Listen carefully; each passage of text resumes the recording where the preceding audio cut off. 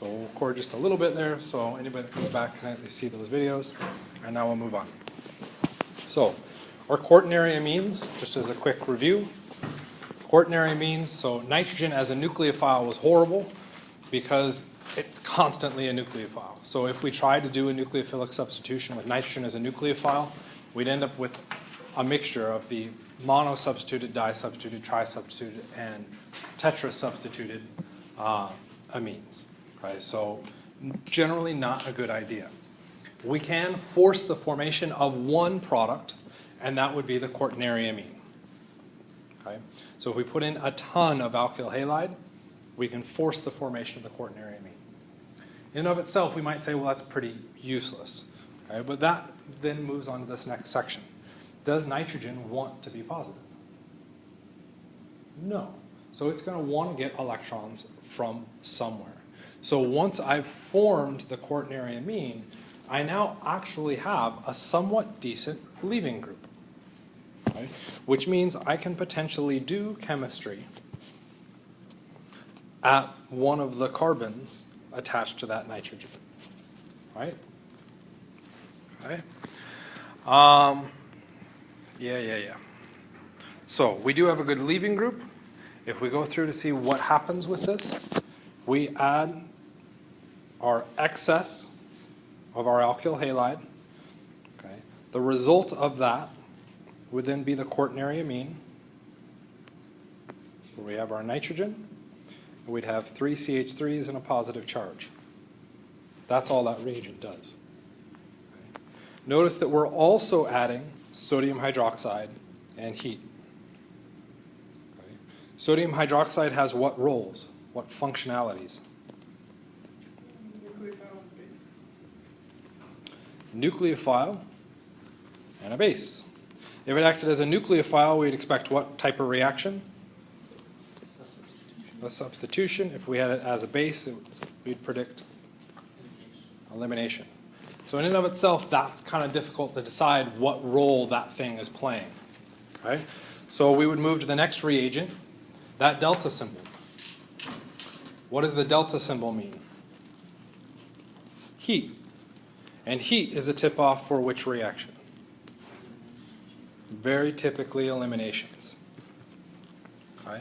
Why do we need heat in elimination?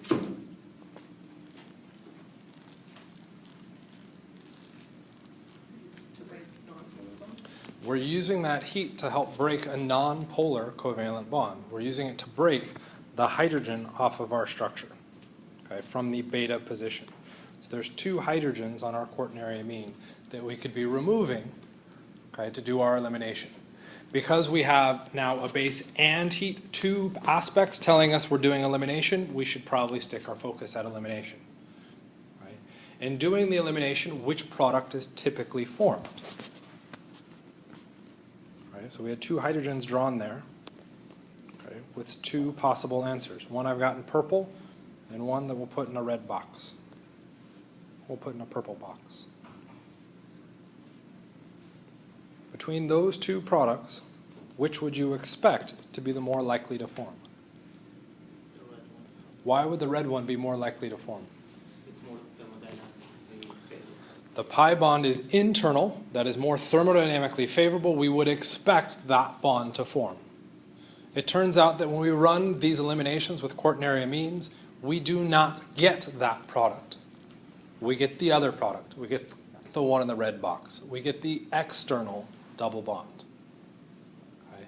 That is counter to our intuition, and for that reason, the reaction gets named by the person who discovered it. That reaction is a Hofmann elimination. Okay? When we ended the last time around, I said that we could see this if we went through and did Newman projections. Okay, so if we take a look at our starting amine, we've got the C2-C3 bond and the C1-C2 bond. Notice that that's the bond where we're forming the pi bond. So we would change the orientation of our molecule so that we could see the Newman projection. How many people remember Newman projections? Okay, well, there's no hands, but at least I'm saying some heads. Okay, so yes, remember Newman projections. How many people liked Newman projections? Okay, so we're getting active heads shaking the other direction. Newman projections are important. They allow us to see the differences in energy between different states. It turns out that is the driving force between how we know what products we get here. And if we draw out our Newman projections, and I know that went out massive and big right away, okay, so I'll step back from that in a second. We can look at those Newman projections to see why we would get the elimination in one case but not in the other. Okay, so let's step back from that. Which one do you want to draw together? C1, C2, or C2, C3? C2, C3 it is. Okay. Which carbon do we want to be in front? Number 2 or number 3?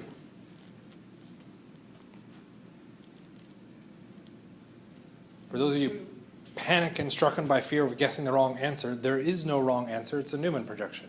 As long as one of those 2 carbons is our front, we're fine. We just need to define which one it is. Okay. So Sam wants carbon number 2 to be our front one. What does that mean carbon number 3 is? The back. How do we represent our front carbon when looking at Newman projections?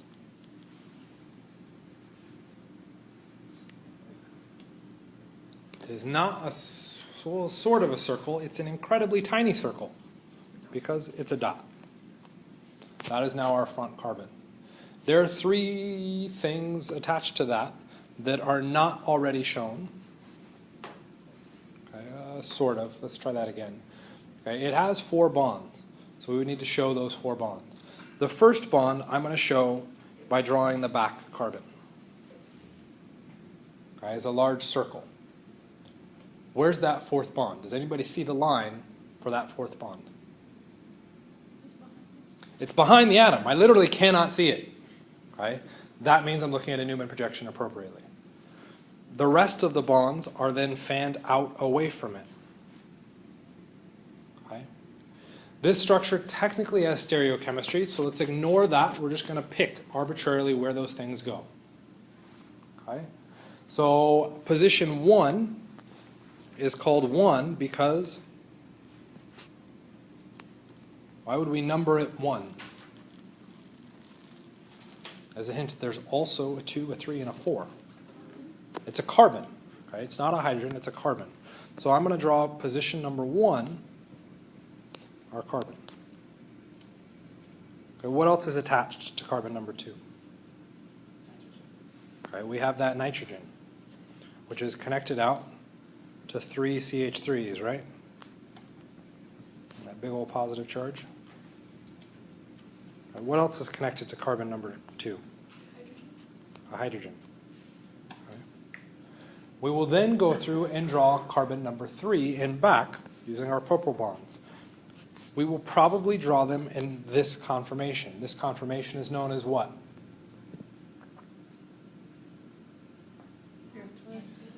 Anti doesn't work because I haven't specified what those atoms are. Okay, anti is an example of this, but this is not anti yet.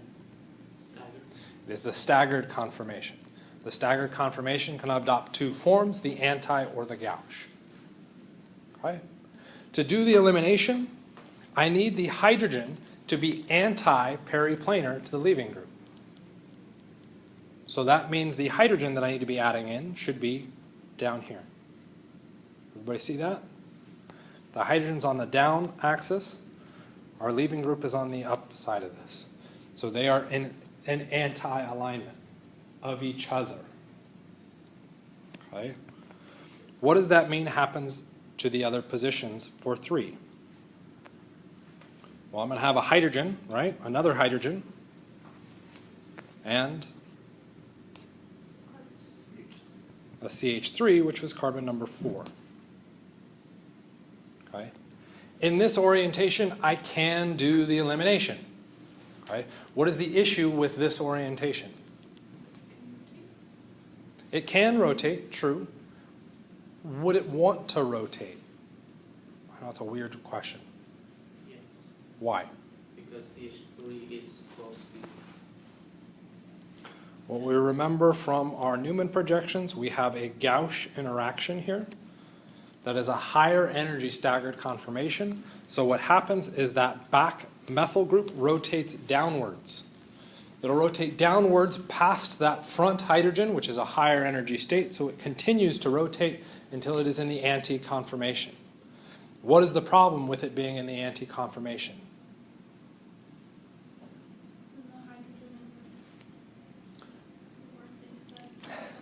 The hydrogen would then not be anti-periplanar, which means, can I do the elimination?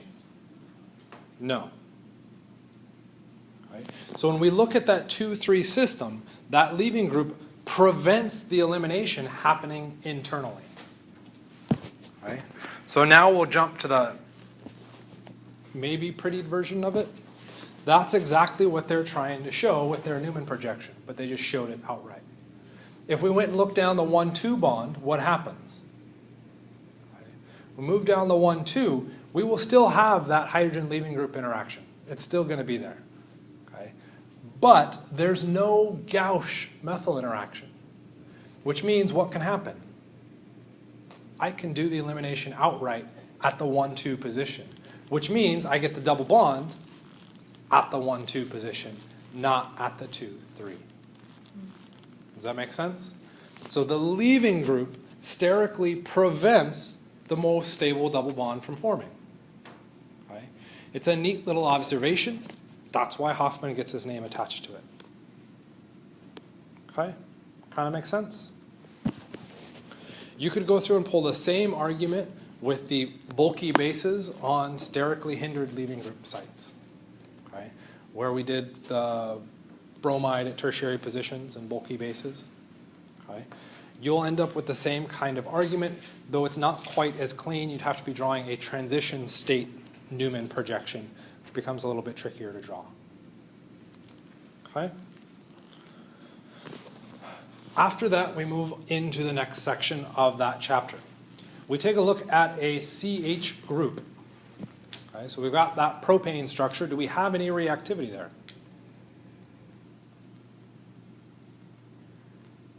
No. Why not? Non-polar bonds. Carbon to hydrogen is a non-polar bond. There's no chemistry there.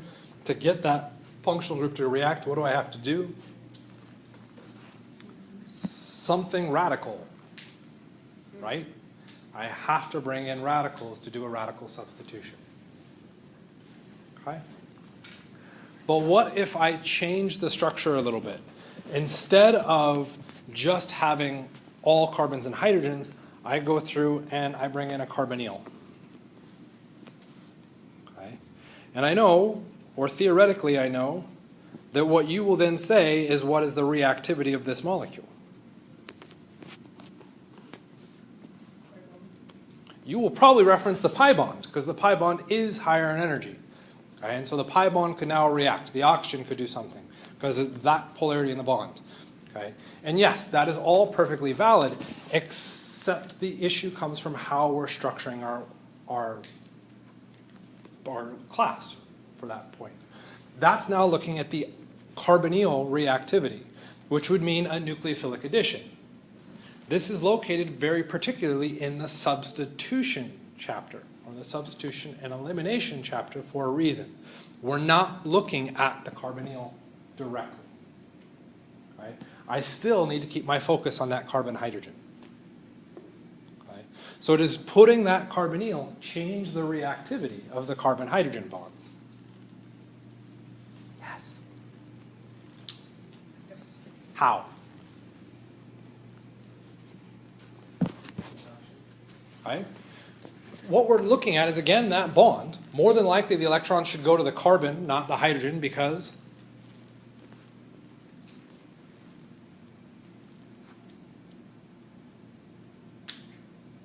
nope, I don't want induction. Carbon is more electronegative than hydrogen. It's not an inductive effect, it's an electronegativity effect. So we would expect the electrons to go to the carbon. Carbon can't stabilize a negative charge. It's not electronegative enough. It's not big enough to allow that bond to break immediately. Okay? What we're then saying is that when we put the carbonyl, or at least what Farzan was suggesting, is that that oxygen now is more electronegative and inductively draws electron density away from the carbon-hydrogen bond. So we're seeing electrons start to get drawn into the structure. Well, if those electrons move into the structure, what happens to that bond? Well, it no longer exists, right? I don't feel like drawing all the wedges and dashes, so I'm just going to do that. I don't feel like drawing all that one out. Okay? And we'd have a negative charge on that carbon. And because of induction, you're saying that carbon should become negatively charged, that that hydrogen is now acidic. Okay? It's not that your answer is wrong, it's that it's not correct enough.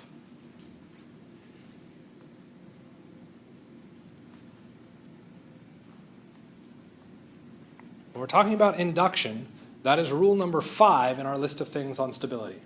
We go charge, size, electronegativity, something, induction. What's the something? Resonance. Okay? Don't skip resonance. Resonance is a larger contributor to stability than induction is. Is there a resonance structure for that compound? Of course.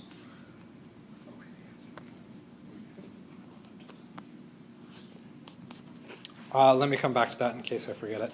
Can you not? No. Stable, but That's the important part.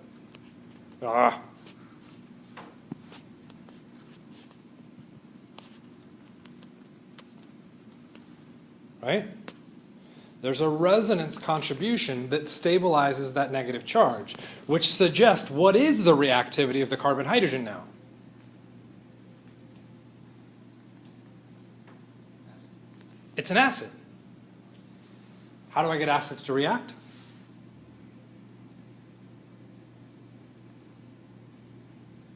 Oh, come on. It's easier than that, guys. Add a base. Acids react with bases. So if I want an acid to react, add a base. So if I add a base, I can remove that hydrogen, causing this reaction to occur. What is special about this? Well, what have I generated right here?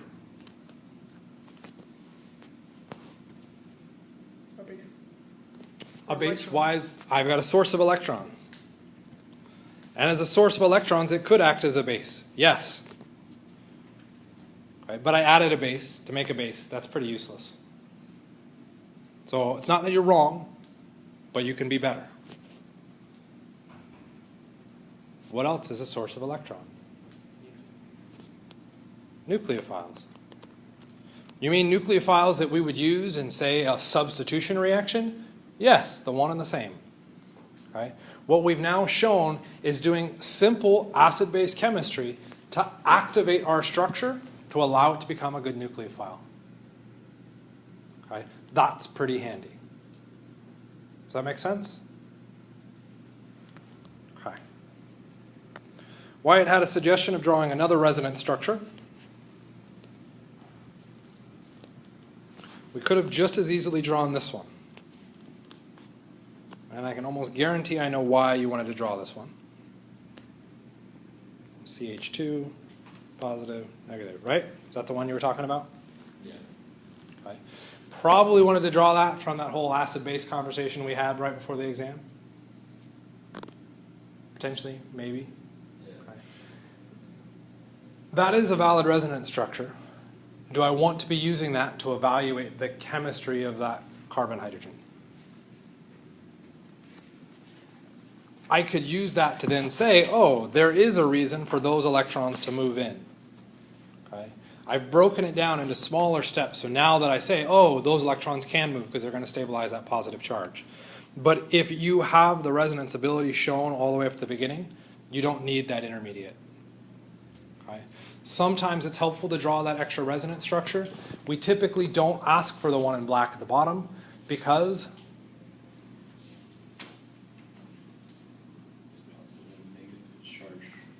I have a lot more charge than I have in the other resonance structures, which makes it an not unvalid, but a worse resonance structure. So much worse that we don't look at it. Okay? Can I clean some of that up? Okay, so in that cleanup, what we just said, so we removed that hydrogen, negative charge, carbonyl, CH3, which we said had a resonance structure. double bond, oxygen, negative charge, CH3, CH2, right? We all good with that? Why did I want to redraw that? Why am I now going to box that structure? It has a charge. Yes, it has a charge, but so did the previous one, and I'm not boxing that one.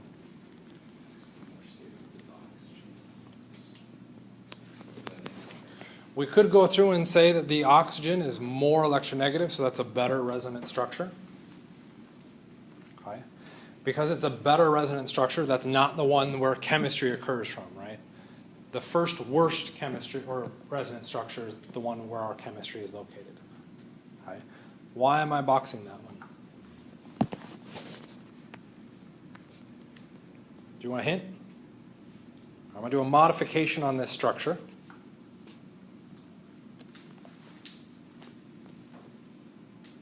Oh no, that wasn't a hint, dude. Yeah, it was. What is this? That's an ene. What is this? An alcohol. I have my enol. The process of moving from the ketone to this final structure is known as the keto-enol tautomerization. Okay. It is not officially resonance because A different structure. I don't quite accept that. We changed the location of an atom. We removed a hydrogen from the carbon and we placed it on the oxygen. By changing that location of the atom, they cannot be resonance. Okay. They are very similar to resonance, and when we're looking at the keto-enol tautomerization, we do officially oscillate back and forth between the ketone and the enol state in all situations. If I want more enol, what could I do? Add a lot of base.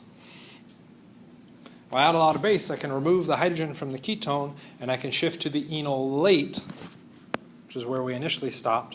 The enolate is where I have that negative charge there. Right, because it's the ion. All of the chemistry dealing with the carbonyl and that, I want to call it alpha position, and I may later be wrong, but we'll call it an alpha position, okay, is due to the enol chemistry. So that keto-enol tautomerization, critical to recognize, critical to see. Every time you see a carbonyl, you should be thinking, oh crap, I got to worry about secondary chemistry at that alpha position. Those hydrogens are potentially acidic. Okay? So, we've seen this before. When we added mercury and sulfuric acid, and we added H2O to a pi bond, okay, right? If this was an alkene, what did we end up with? We just added H and OH across the pi bond, right? We do the same thing with the alkyne, right? We add H and OH across the pi bond. But there were two pi bonds, so we should do it a second time, right? And that's where we said we actually had to pause for a second, because what do we have right here? We have the ene and the ol. The enol tautomerizes because the enol state is not particularly stable. It favors the ketone, and what we end up with is the carbonyl. Once I have the carbonyl, I no longer have that nonpolar pi bond. It can't react with the mercury sulfate, and the reaction stops there. All I've done is add one HOH, or one water molecule across the pi bond. Okay. It's a favorite on the ACS because it goes, oh, I just add H and OH, and I just move on. Okay. We have to think about all the intermediates along the way and what those things can shift on. Make sense? Should be familiar because I think I asked that on my exam. Okay. So, our enol, well, we have two ways we can get to the enol. We can go under acidic conditions or we can go under basic conditions. Okay? I would argue the basic you've already kind of seen. Right? If we went base, at the bottom what happens? Well, the OH minus removes that hydrogen, shuttles electrons, and we have the enolate. Okay? that resonates with the less good resonance structure, where we now have our nucleophile that can do chemistry. Right? Well, we can still get a nucleophile if we go under acidic conditions, and this is where it gets a little bit interesting. If I go under acidic conditions, what happens? Right? Well, what's the most reactive thing now? Acid. The acid. So I have to react the acid first. Does the oxygen want to be positively charged after it picks up that hydrogen? No, so what does it do? Take the electrons from the pi bond. Takes the electrons from the pi bond, giving us a resonance structure.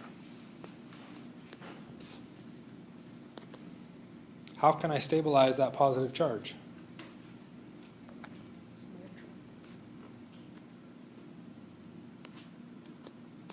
I can remove a hydrogen to form the enol state. Okay. What picks up that hydrogen? Base.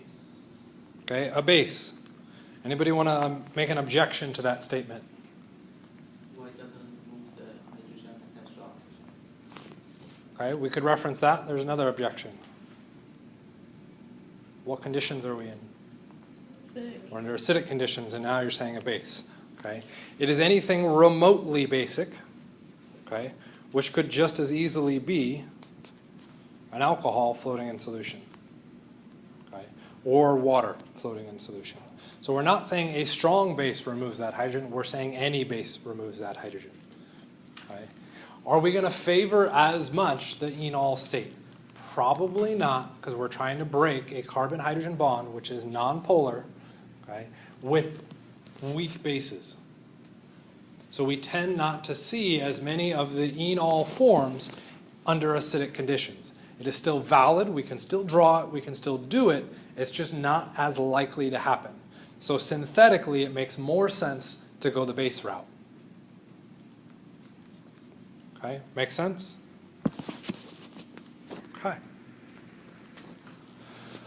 That's our tautomerization. We'll go ahead and move on. So our obvious reaction, okay, obvious clearly being in quotes here, okay, once we have the carbon nucleophile, then we can react it as we normally would in any kind of substitution. Okay? So I'm starting in the center of this kind of spider diagram. Notice most of it is hidden, okay, with a ketone. Okay? If I go under basic conditions, I can form the enolate. So as a step one. If I go under acidic conditions, I can form the enol the other direction. So we're just saying within that center box, I have both the enolate and the enol. That's it. As soon as I see a ketone, I need to be thinking about those two possible options. Okay? The branch out says start with a strong base. As soon as I start with a strong base, I'm now looking at the enolate form. Okay? The enolate form, under strong base conditions, isn't our most reactive form. We have to consider the resonance. And we look at the resonance, we have a carbon nucleophile with that negative charge, a strong carbon nucleophile. So what could we react that strong carbon nucleophile with?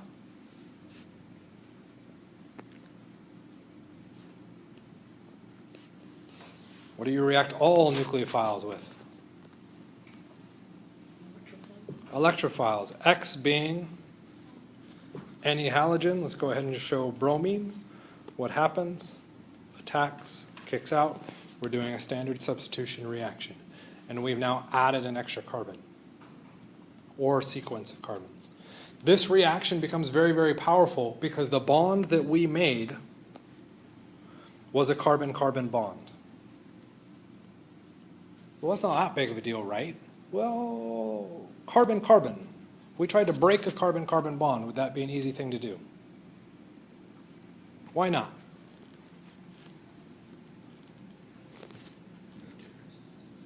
There's no difference in electronegativity.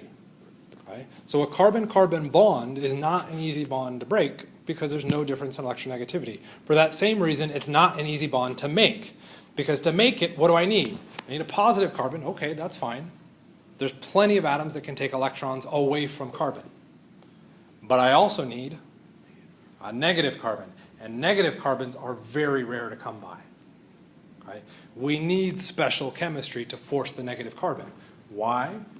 Carbon doesn't have any other elements that we could bind carbon to that would be willing to let carbon take the electrons. Oxygen, nitrogen, all the halogens, sulfur, phosphorus, virtually everything on the nonmetal side would prefer to take the electrons from carbon, which means the carbon will carry a positive. Our only option is, say, hydrogen, and the issue with hydrogen, they have almost identical electronegativities. Okay? So it's, again, not an easy bond to break. The reason we can break it is because we're putting it near another functional group that changes the chemistry of that bond. Does that make sense? Okay. So that's our obvious reaction. If we foreshadow out a little bit, right? We can take our carbon nucleophile, and really what we're saying is starting in the bottom left. Here's that CH2. There's my carbonyl. Okay. That CH2 is extra acidic. Why is it extra acidic? I don't accept 4 oxygens. You started to change it. 2 oxygens, 4. That are super close by to it. Which does what? It's gonna hold it. Ah, you can't say induction. Induction is wrong. I didn't say induction. He did. I know. It's gonna pull the electrons away from the In what? carbon. How? Resonance.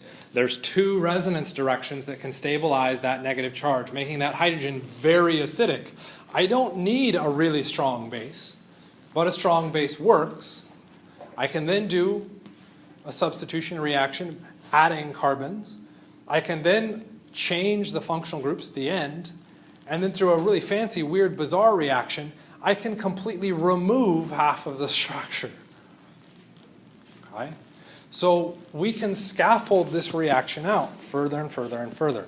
And this is one of the reasons why we need to understand it. Okay? This kind of chemistry is happening in your body every day. Okay? And that last step, what did we lose? What changed? Officially, that should be an H.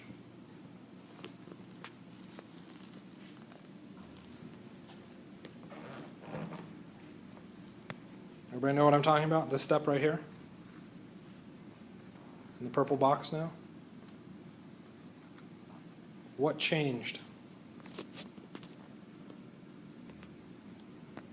The carboxyl group is removed. Okay. What atoms are in that carboxyl group?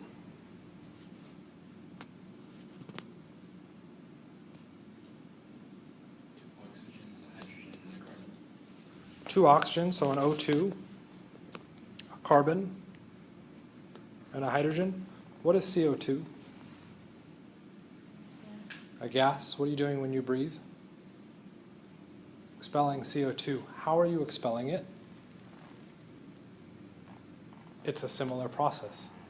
It's a decarboxylation reaction. Okay? So biochemistry will evaluate that reaction. You can just straight up memorize it in biochem, or if you use your OChem knowledge, you can apply how that happened. Right? That's why second semester OChem is important. Okay? Next part. Okay? When we do substitutions, okay, we can react it with electrophiles. Well, the alkyl halide was a standard electrophile, but were there other electrophiles? Yes. Namely, where's the electrophile on this slide? Bromine. Okay, remember if we had an alkene, we could react that with Br2 because bromine acted as an electron acceptor, which happens to be an electrophile. Why did it act as an electrophile? Because the alkene was a nucleophile. Okay. Is the enolate a nucleophile?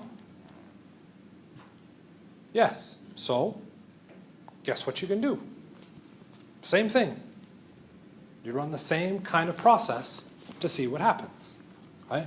And we can end up doing substitutions by replacing those acidic hydrogens with bromines. Kind of neat process. Okay? Okay? So, we got an example at the bottom. Go ahead and give that a shot. Okay? I want to know what the product would be of that structure, or that reaction. So we're taking the cyclohexanone, reacting it under acidic conditions with Br2. Okay? If you got questions, raise your hand, I'll come to you and try and go ahead and start. So there's our full mechanism. When we look at the reagents, the acid is the most dangerous thing to worry about. Why do I need to focus on the acid?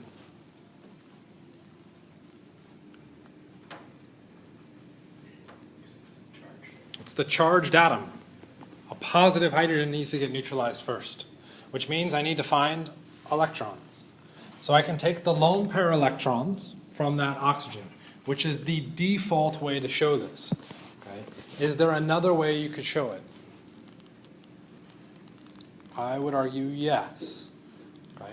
Are the lone pairs the most reactive electrons in that structure? Shaking your head, no. What's more reactive? The pi bond is probably the most reactive. Okay? Why would the pi bond be most reactive?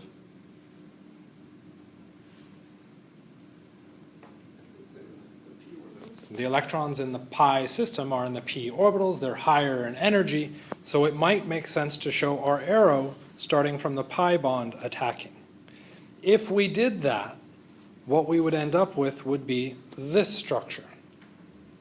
Everybody see that? We still officially have this resonance. We would have to show them.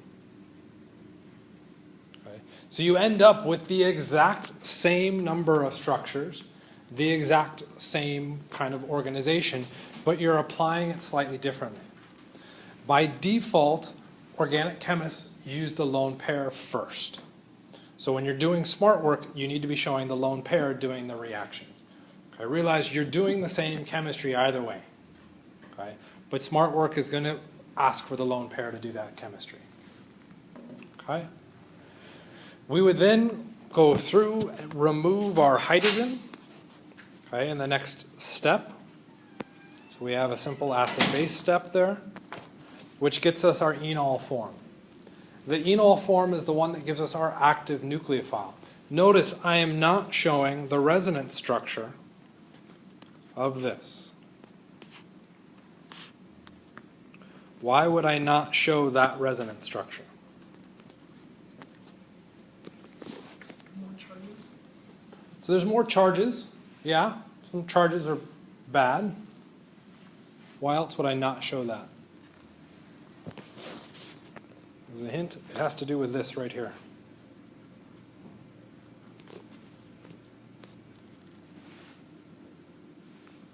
What is that? Carbon. Yeah. Keep going. What was the carbon with a negative charge? It's a carbon with a negative charge. Keep going. There's an oxygen with a positive charge. There's not an oxygen in that blue box, so I don't accept that answer. Carbon with a negative charge, also known as a... You want to say it? It looked like you were starting to say it. Yeah, carbanion works. It's also not what I was going for, but that's true. Maybe someone started to say it over here? No, that's what she just said. Begins with an N. Nucleophile. It's a nucleophile. What kind of nucleophile?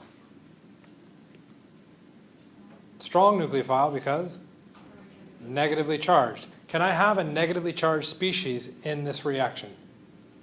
Why not? I'm under acidic conditions. I can't show that negative charge. Okay? So the mechanism will skip that resonance. We'll have the electrons of our oxygen come back down, which kicks that pi bond out to attack our bromine. We've now done our bromine substitution. We'd have a positive charge on our oxygen. Oxygen doesn't want to be positive. Something comes along, removes the hydrogen, and we'd end up with our final answer, the carbonyl with the bromine right next door. Make sense? Okay. So you ready to apply that to a harder question? Let's do it. There are two reactions shown at the top. Both of those are substitutions, okay, using bromine as an electrophile. Under acidic conditions, notice we have the bromine substitution. Under basic conditions, notice we have the bromine substitution, but I also have, what else is written for basic conditions?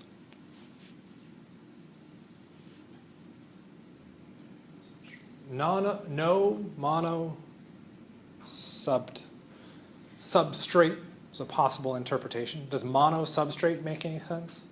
No, okay, so substrate, not a good idea. What is that Substitution. Substitution. It's a substitution reaction. Under basic conditions, I say we cannot get the mono substitution. Okay? We would get polysubstitution. So if I erase everything, no one's going to freak out much. Okay. If I ran that reaction up above, what ends up happening is my final product. So I would get something along these lines. And even this is officially wrong, but it's close enough for our purposes.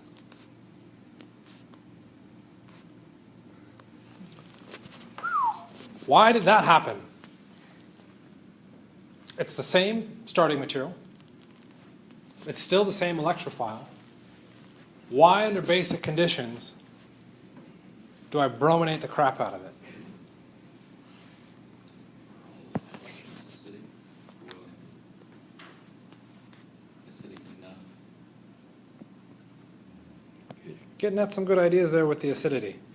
If we start with our compound, under basic conditions, what's happening? I have a strong base. I need to neutralize the strong base first. How do I do that?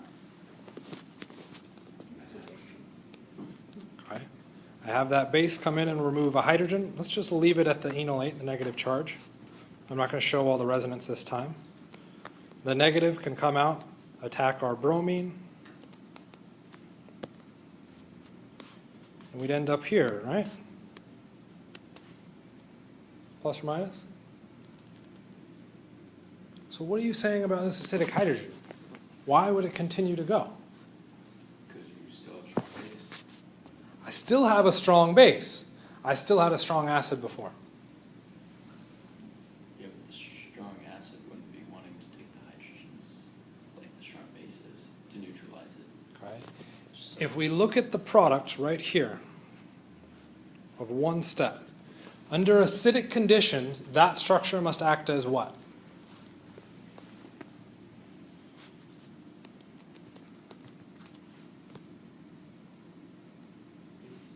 It has to act as a base. Okay? If we compare that back to the starting material, we're saying this structure, eraser. Okay? Under acidic conditions. They both have to act as a base. Which one's the stronger base?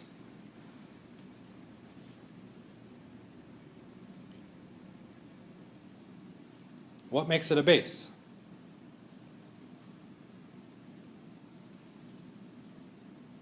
Define base. An electron donor. Right? Where are the electrons that are getting donated in the upper left structure? I'll accept two answers.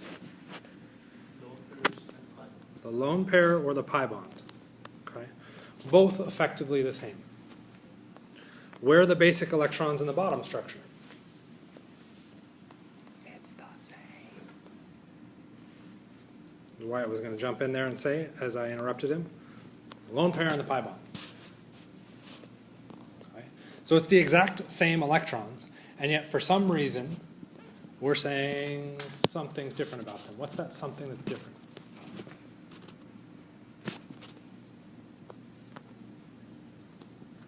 King of subtlety again. Let's go ahead and highlight that difference. What is that difference? The bromine. What is the bromine doing?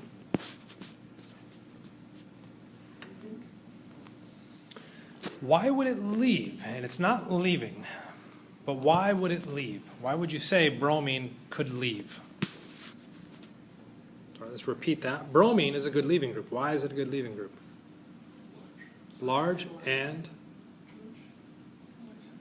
electronegative, which means it is drawing electron density towards it, which means that carbon starts to become partially positive. What does that carbon do if it starts to become partially positive?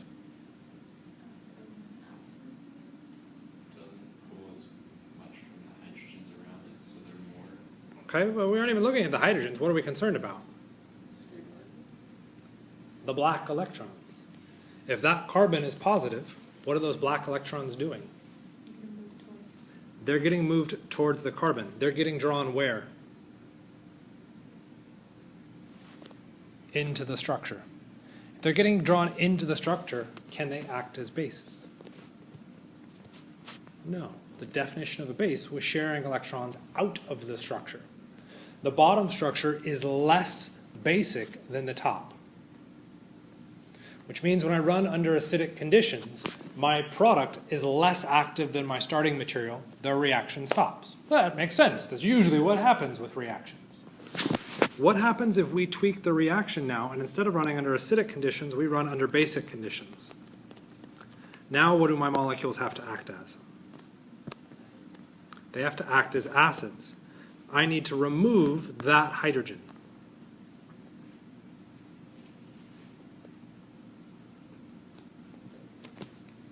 Okay. So now we're changing the dynamic again. I don't care about the electrons on the oxygen anymore. I care about the electrons associated with that carbon-hydrogen bond. Which of those hydrogens is more acidic, top or bottom? Why the bottom one? The bromine does what? It's pulling the electrons away from the carbon, which then means the carbon pulls electrons from the hydrogen. That process is known as... Yay! There's the time we can use it. It's an inductive effect. Okay? We have an inductive effect making that bottom structure more acidic than the top structure. Well, I'm adding a base. What's the base going to react with? The most acidic compound. Once I make the product is more active than the starting material. I end up doing substitution again on the product, and I get polysubstitution. I won't get the monosubstitution because the product is more reactive than my starting material. Okay? So we have to be aware of those intermediate stages and think, do those reagents have a secondary effect that's going to mess with the rest of the chemistry? Okay? And when it comes to this reaction, yes. Yes, it does. Okay? The approach behind this is, one, you memorize the crap out of it, or two, you think about it the way we just went through and processed it. You look at each step of it and say, well, what would this mean? What would this mean? What would this mean? What would this mean? Yes, that is tedious and long, but it gets the answer without having to memorize as much. Make sense? I think that one's neat. So, alpha halogenation. So the example that I just showed where I put all those 6 bromines on there, turns out that doesn't actually happen. Okay, so this is, again, kind of a foreshadowing reaction. We will come back to this one. The textbook kind of addresses it and then lets it fall flat. If I take conditions 1, base and bromine. Well, base and bromine, what should happen? Polysubstitution. The result of step number 1, if we call this red, should be what?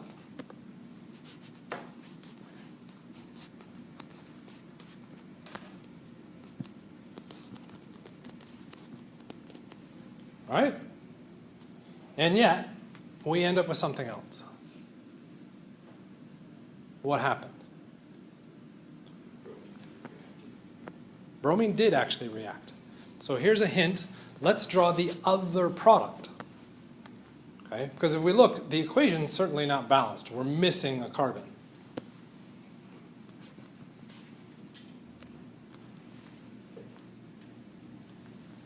Substitution. Sort of. BR3, right? CBR3. Where do we have a CBR3? Right there, right? Yeah? What can hydroxide act as?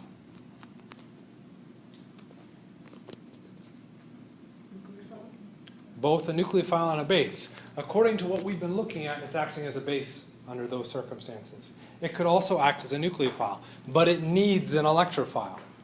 Guess where there's an electrophile? That carbonyl.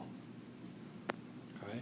We break the pi bond, and so mechanistically this is horrible. You're never allowed to draw this, and we'll talk about why later on when we look at this type of reaction. The electrons come back down to reform the pi bond. Okay, but then we'd exceed the octet, we kick out the leaving group. The result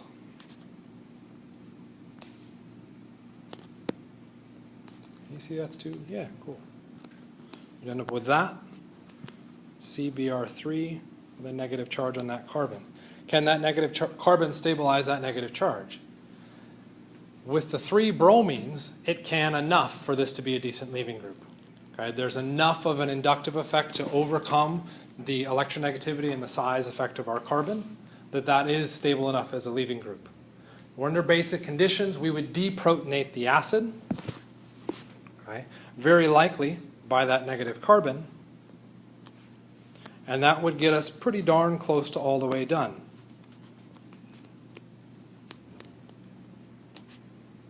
Okay. Why do we have to show it this way? Well, if we're under basic conditions, I can't form carboxylic acids. Okay. That needs to get killed immediately. So that's where I would end step 1. What do I do in step 2? I add an acid, which then puts the hydrogen on my carboxylate, and I end at the final structure. Okay? The reason this reaction is important, okay, it's known as a haloform test, is that we form that piece out there, the carbon with the 3 bromines. Okay? In this case, it's known as bromoform. It's a bromoform reaction. Okay? That species is incredibly nonpolar. So, well, that's not a big deal. What kind of environment are we in? NaOH is soluble in what? Water. H3O plus? Water. Or bromoform, not soluble in water. What happens? We see a cloudiness. We'll see another phase form due to that leaving group. Okay? Where this reagent is typically run is not with bromine but with iodine, and it's now known as the iodoform test. Okay? Carbon with 3 iodines is now so massive and dense that it actually precipitates out a solution. And so when we run that reaction, we now know that we had a methyl ketone. We had a carbonyl next to a CH3 such that I could do the substitution at that point. And so, well, but didn't we know that going in? Okay. Which compound will give the yellow solid HCl3 when mixed with iodine and sodium hydroxide? If we don't know the compound going in, we can now predict back. In this question, it's a super common ACS question. It goes back to our classification tests. I now know something about that starting structure. I know I needed a carbonyl, and I needed a CH3, a methyl, next to that carbonyl. That is known as a methyl ketone. Okay? If that is the case, I see that white solid or yellow solid appear. Okay? So your multiple choice answers could be something along these lines.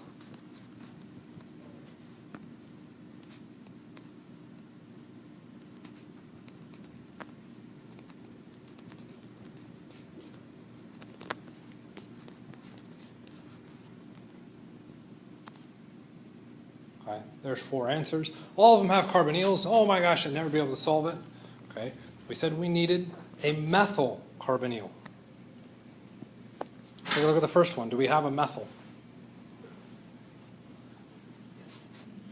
A methyl carbonyl. No, we have a CH2 next to the carbonyl. That's not going to work. That answer is wrong.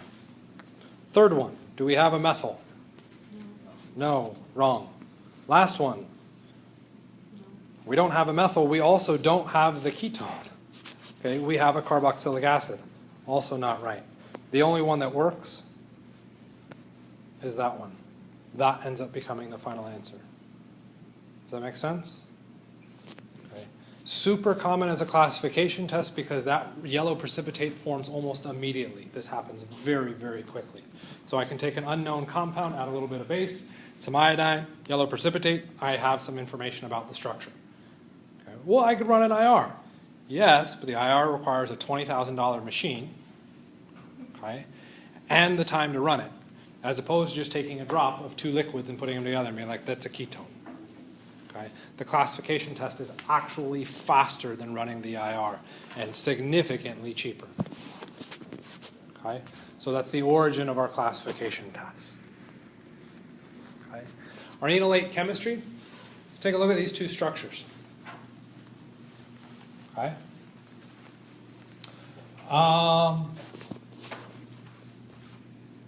Where do I want to go with this?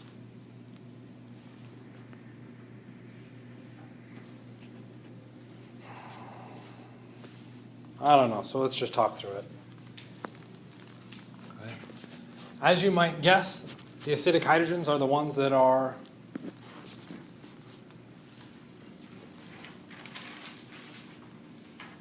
Can you not see it? Like the projectors are new, right? Yeah, okay, the red ones. The red ones are acidic hydrogens. Okay. Why is this hydrogen not acidic? That's closer to the carbonyl. According to induction, that should be more acidic. It's not induction, it's resonance. Okay? That's why I don't look at that hydrogen. If we look at the resonance, what happens if I move the red hydrogen? I end up with, whoops, that's not resonance.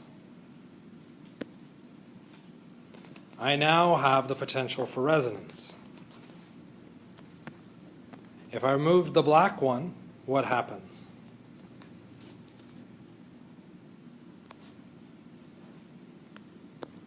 Where's my resonance? I can't move up because then I would exceed the octet on the oxygen. I can't move that direction because I exceed the octet on the carbon. The result is it doesn't move anywhere and I have a negative charge on a carbon. Is a negative charge on a carbon particularly stable? Nope, not a good position to remove. Okay. What about our leftmost structure? We pull off one of those hydrogens. We'd have the negative charge. What is special about that now? I can kind of accept the wavering head back and forth because I'm guessing what you're saying is I have two potential resonance structures. You should draw both of those. Which of these two compounds is more acidic?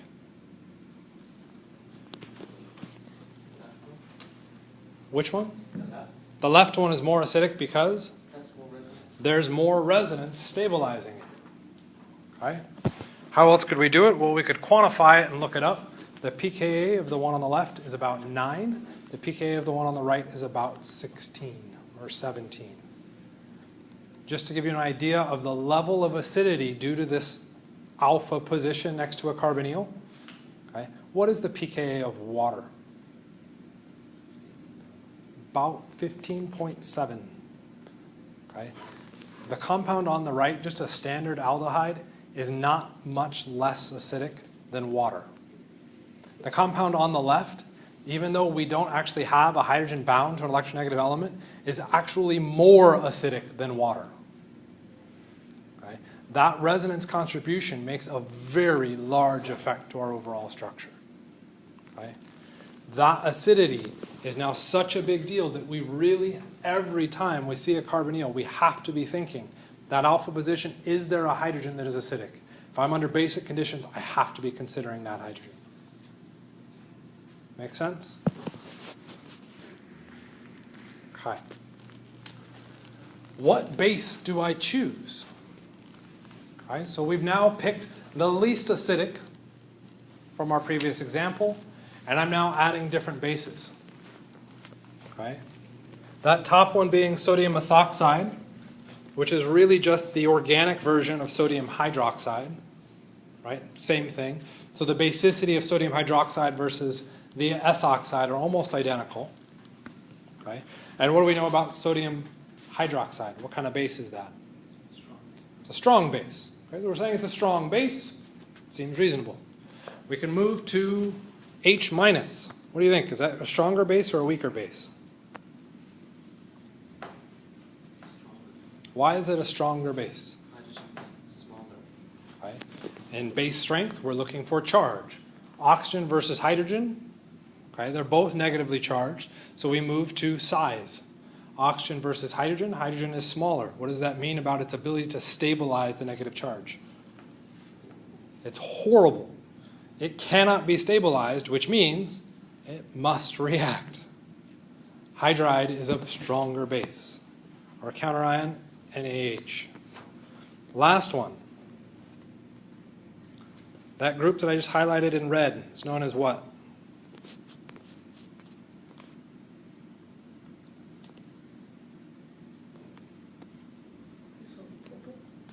An isopropyl. How many of them are there? So I have a di-isopropyl with a nitrogen. This is very typically written as LDA, where the L happens to be lithium as our cation. We have lithium di-isopropyl amine. There's your LDA. Okay. It's another base. Is that base stronger or weaker than ethoxide?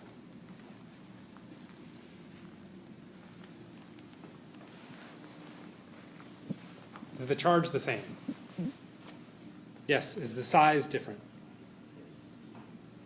Nitrogen versus oxygen? Same row. Is there a size difference? No. Electronegativity. Is there a difference in electronegativity? Yes. What can you tell me is the difference in electronegativity? Oxygen is more electronegative, which means what is it doing to its electrons? Holding them. Which one's the stronger base? The nitrogen will be the stronger base because it is less electronegative. Once I have that negative charge on it, it's going to be more basic because it can't stabilize the negative charge as well as the oxygen. LDA is a stronger base than hydrogen. Than ethoxide, which gets to a fun little question then. Ethoxide, we said, was a strong base. Sodium hydride is stronger. The LDA is stronger. Okay? So we're at strong base, stupidly strong base, or ridiculously stupidly strong base, stupidly strong base. The hydride is the strongest of all three because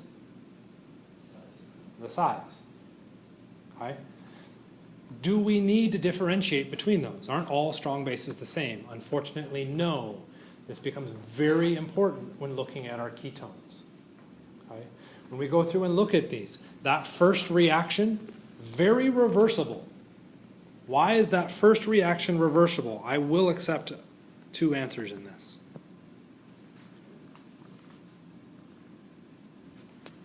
Okay, I'll give you the first answer. The arrow says it's reversible. Notice the arrow is pointing towards the reactants, right? Okay.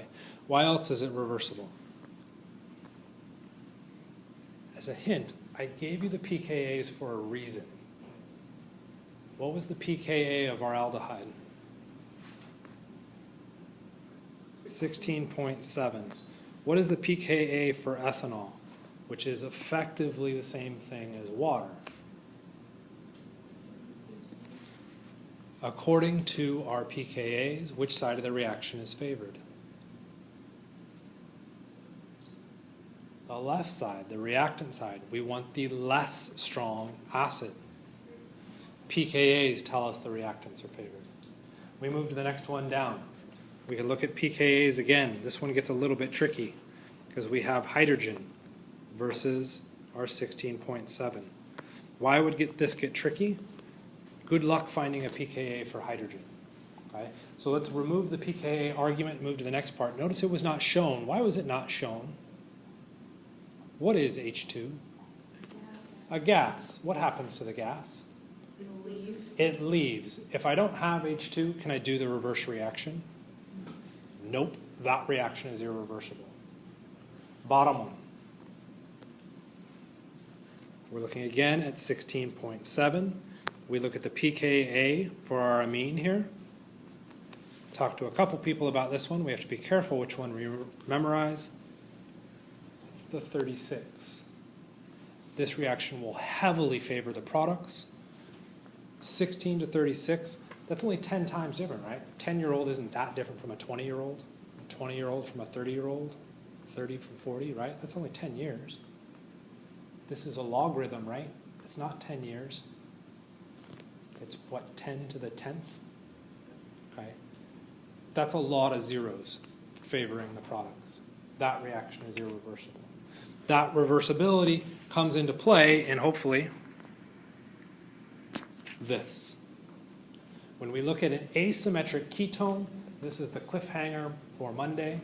What I want you to do is to decide which of those is the major product and to tell me why. Okay? There are all sorts of things that you can do to make your answer valid. Both products can be made to be the major product depending on how you answer the question. So you need to evaluate that. We will start class with a quiz on Monday with that question in mind. As a hint, it can be very helpful to watch the kinetics and thermodynamics video.